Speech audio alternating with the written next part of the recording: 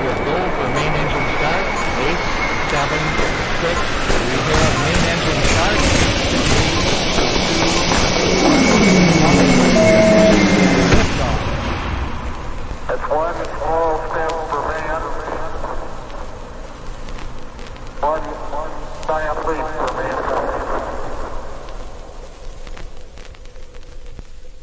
There is a place where the wind does not blow, where no bird has ever sung, where the dust has lain undisturbed for 1 billion mornings without mourning.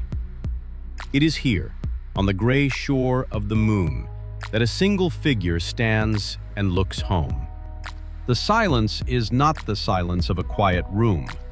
It is older than that.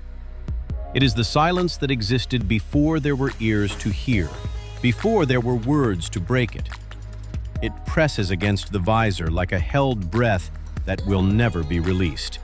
Above him, suspended in a blackness so complete it seems less like space and more like absence itself, hangs the earth. Blue, impossibly blue. A single drop of water trembling on the edge of nothing. He has seen photographs of this his entire life, but no photograph prepared him for the smallness of it, for how easily he can hide it behind the glove of his thumb. Everything he has ever loved is on that small blue stone. Every war ever fought, every poem ever written, every child who ever laughed in a kitchen on a Sunday morning. All of it, contained in a marble he could close his fist around. Somewhere on that fragile curve, it is evening. Somewhere, a woman is setting a table for 2 and wondering if he is looking down. He is. He always is. The distance between them is not measured in kilometers. Kilometers are a human invention, and humans were not built to understand 250,000 of anything. The distance is measured in the ache between heartbeats. He thinks of his mother, who is likely asleep. He thinks of the dog, who does not understand why he has not come home. He thinks of the smell of rain on warm pavement, a thing the moon has never known and never will. The lunar surface beneath his boots is older than the oceans, older than the continents. The footprint he leaves will outlast every cathedral, every empire, every language ever spoken by his species. It is a strange kind of immortality, to be remembered only by dust. He turns slowly. The horizon here is close, far closer than on Earth, and it curves away with the abruptness of a thing unfinished. Beyond it, there is nothing. Beyond that nothing, there is more nothing.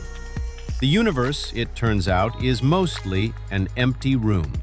And yet, in the center of that emptiness, that small blue light persists. Stubborn, luminous, alive.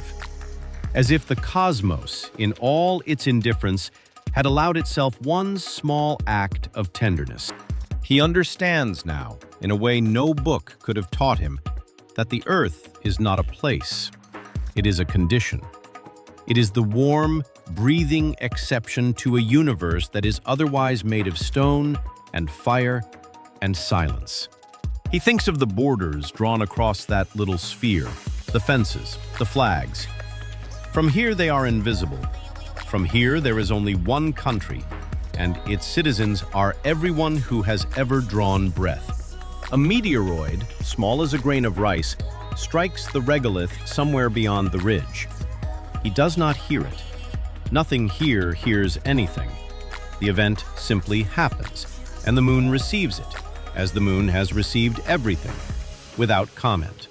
He wonders if this is what God feels like, to watch and to be unable to reach, to love a thing from a distance so vast that love itself becomes a kind of grief. His oxygen hisses softly inside the helmet, the only weather he will know today. It is the sound of his own life, rationed and portable, a small and borrowed earth strapped to his back. He lifts a hand, slowly, and waves. He knows no one can see him. He knows the gesture is absurd. He does it anyway. Some things, it turns out, we do not do to be seen. We do them to remember that we are still the kind of creature that waves. In a few hours, he will climb back into the lander. He will leave this place, and this place will not notice. The dust will settle over his footprint with the patience of geology. And in 10 million years, it will still be there, half erased, waiting. But something will have changed in him that will not be erased. He has seen the world from outside the world. He has held his entire species in the palm of his glove. And he has understood, finally, how precious and how brief it all is. He takes one last look at the blue marble hanging quietly in the dark.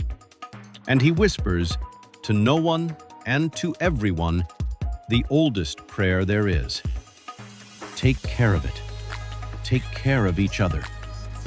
We are, all of us, so very far from home.